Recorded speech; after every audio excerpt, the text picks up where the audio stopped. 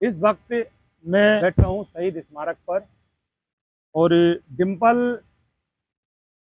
कांड के लिए जस्टिस का आंदोलन जो यहाँ चल रहा है वो आप स्क्रीन पर एक बार दिखाएं। पोस्टर से हम शुरुआत करेंगे। सवाल ये है कि डिम्पल के जस्टिस के लिए काफ़ी उठक पटक चल रही है, लेकिन आज तक के इस मूक बधिर जो मासूम है, जो आज दुनिया में नहीं है, लेकिन इसकी आत्मा को इंसाफ नहीं मिल रहा। ये भजनलाल सरकार में एक बहुत बड़ा एक सवालिया निशान है। हालांकि सर्व समाज, मीना समाज के लोग काफ़ी पंचायतें कर रहे हैं, काफ़ी मीटिंगें कर रहे हैं और काफ़ी सरकार के खिलाफ अपनी जो विरोध की बातें कर रहे हैं। विधानसभा तक में ये मुद्दा गूंजा, लेकिन सरकार के कानों में अभी तक जू नहीं रहेंगी।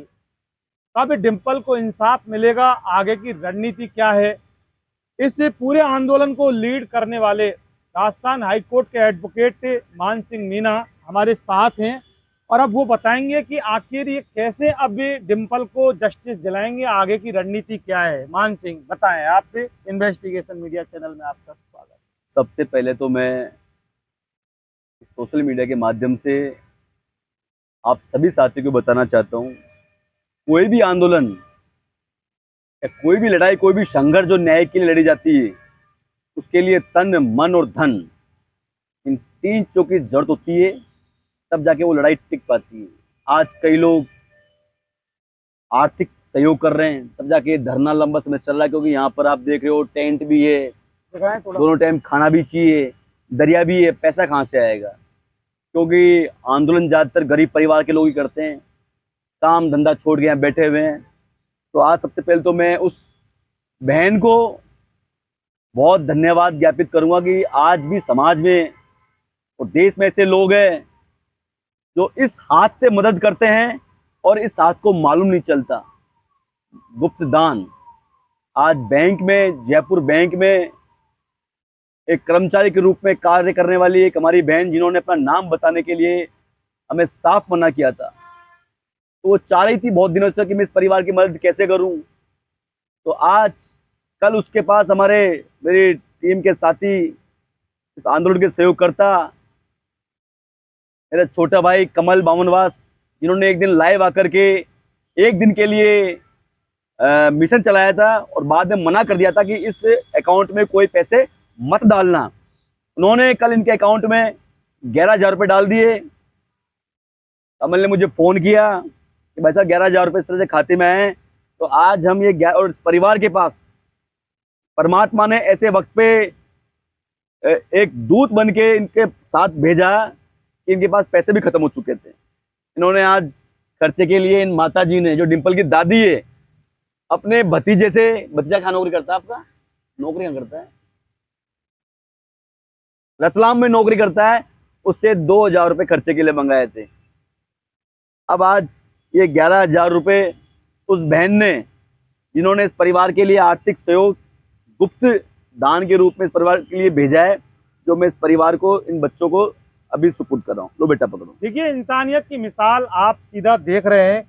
किसी ने 11,000 रुपये की मदद की, क्योंकि आंदोलन चलता है तो बहुत सारे खर्चे होते हैं और जिनको करना बहुत ज़रूरी होता है। बाकी आंदोलन फिर कभी सफल नहीं हो सकते। तन से होता है, मन से होता है। मन बहुत लोगों के पास है, शरीर से भी बहुत सारे लोग आते हैं और वहीं कहीं ना कहीं होकर धन की व्यवस्था भी, अर्थ की व्यवस्था की जा रही है, जिससे कि डिम्पल की जस्टिस का आंदोलन मजबूत हो सके। आगे की रणनीति क्या? आगे की रणनीति भाई साथियों, आप लोगों को अच्छी तरह से पता है कि जब लड़ाई किसी गरीब परिवार की हो और लड़ाई शासन से और प्रशासन से हो, तो न्याय के लिए बहुत संघर्ष करना पड़ता है। जितेंद्र जी,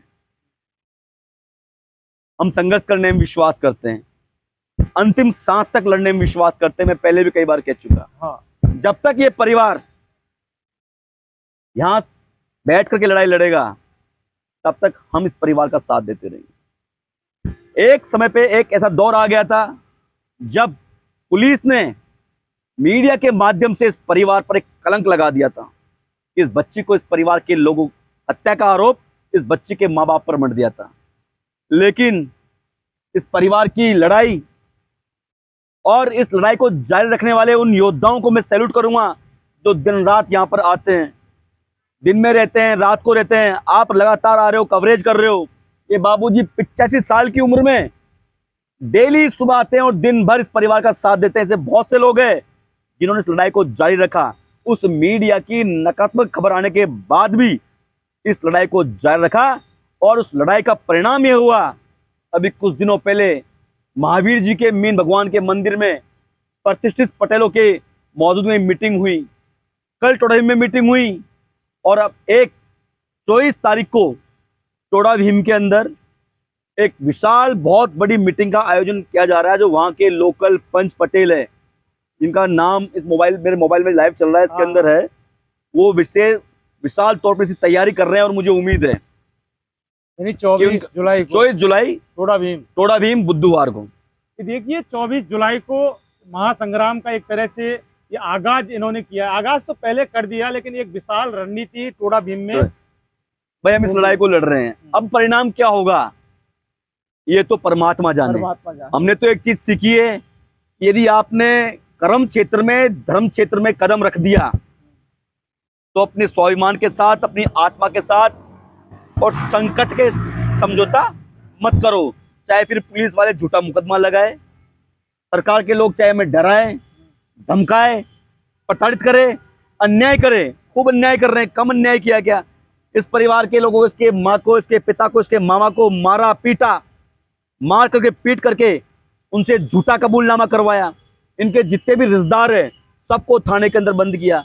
जिस मोहल्ले में घटना घटी, उस मोहल्ले के जो स्वतंत्र गवाह थे उन सबको मार के, डरा के, धमका करके बयान पलटाए गए। यानी कि पूरा प्रयास करने में पुलिस ने कोई कमी नहीं छोड़ी। लेकिन आज मैं दावे के साथ कह सकता हूं, अखबार में झूठी खबर आने के बाद भी जिस प्रकार से लड़ाई में आम जनता रुचि ले रही है, बड़े बुजुर्ग पंच पटेल रुचि ले रहे हैं, और अभी गत कुछ दिनों पहले राजस्थान विधानसभा के अंदर हमारे विधायकों ने सीबीआई जांच का जहां मुद्दा उठाया, इस बात से एक चीज बिल्कुल स्पष्ट हो गई कि ये परिवार निर्दोष है।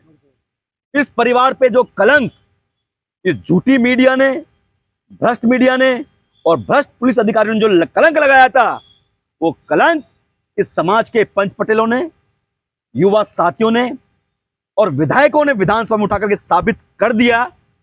वो मान गए कि वास्तव में इस परिवार को झूठा फंसाया गया है, सब किसी एक ताकतवर आरोपी को बचाने के लिए।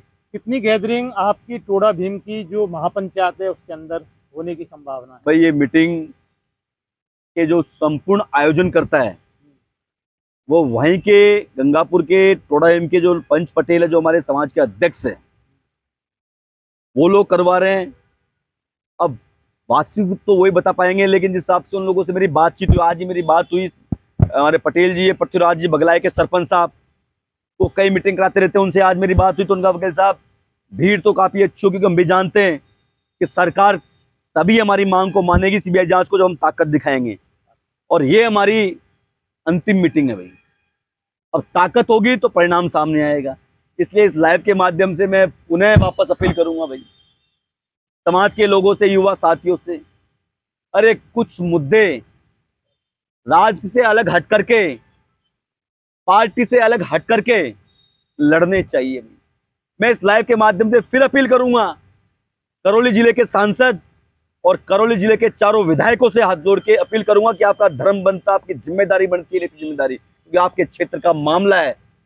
टोड़ा भीम की बेटी है, घनश्याम मेहर जी वहां के विधायक है।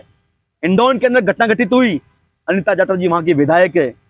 लाखन सिंह जी, इन सबको जो 24 तारीख को विशाल महापंचायत हो रही है उसमें आना चाहिए, क्योंकि आप लोगों ने इस मांग को उठाया विधानसभा में, तो आपकी नजरों के अंदर इस परिवार के साथ अन्याय हुआ है। तो उसी मांग को लेकर के हम गांव-गांव जा रहे हैं और 24 तारीख को उम्मीद है एक महापंचायत होगी। बाकी रही बात जमानत की, तो जैसे ही चालान पेश पुलिस कर देगी, हम पूरी मजबूती के साथ कोर्ट में केस लड़ेंगे और कोशिश करेंगे इस परिवार को, इन मासूम बच्चों को इनके माँ बाप से मिलाने की। अब मैं आपसे एक बात बताऊं, मुझे 2 छोटे छोटे बच्चे हैं। ठीक है, ये डिम्पल की बहन है और ये डिम्पल का छोटा भाई है। नहीं, ये भी बहन है। छोटा भाई अभी यहीं था, अभी कल परसों गाँव उसको भेज दिया, क्योंकि उसके बुखार आ गया, पपोले हो गए इतने मोटे मोटे। इतने मोटे मोटे फूल हो गए, अब गाँव में मजूरी में भेजना पड़ा।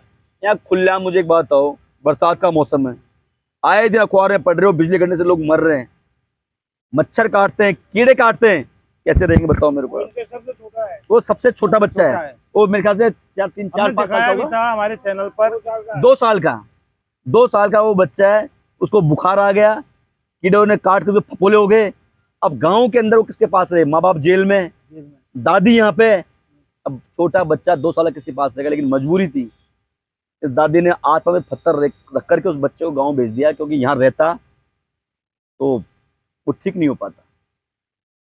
इन बच्चों की तरफ देखता हूँ, क्या बोल। देखिए सारा मामला आपके सामने है, इंसाफ की लड़ाई लड़ी जा रही है, पीछे हटने का सवाल नहीं। ये परिवार है, ये आप देख सकते हैं, लेकिन सवाल ये कि सरकार आखिर इंसाफ भी क्यों नहीं दे रही उस मासूम डिम्पल को। लेकिन इधर से इनका कहना है कि चाहे कुछ भी हो, इंसाफ तो हम लेकर रहेंगे। विधानसभा में मामला उठा, अपील की है मान सिंह एडवोकेट ने कि जो विधायक हैं वहाँ के संबंधित घनश्याम मेहर, हिंडौन विधायक अनीता जाटव, जिन्होंने, इनको भी वहाँ आना चाहिए, क्योंकि मामला सबसे पहले जनहित का भी होता है और उससे पहले इंसानियत का होता है। ये वो नेता हैं जिनको इन जनता ने चुनकर भेजा है। जनता के साथ इंसाफ दिलाना इनका काम है, क्योंकि ये विपक्ष में भी हैं, और सबसे बड़ा विपक्ष मजबूत होता है तब जाके जनता को इंसाफ मिलता है। गोगा भीम में महापंचायत होनी है, और ये मीटिंग जो होगी वो इस इंसाफ की आखिरी मीटिंग होगी। सीबीआई जांच की मांग सबसे बड़ा इनका मुद्दा है,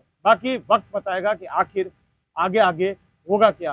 बहरहाल इंसाफ के लिए इस डिम्पल की आत्मा आज भी तड़प तड़प कर यही कहती है कि आखिर मुझे इंसाफ कब मिलेगा। इन्वेस्टिगेशन मीडिया के लिए पवन कुमार के साथ शहीद स्मारक से मैं जितेंद्र।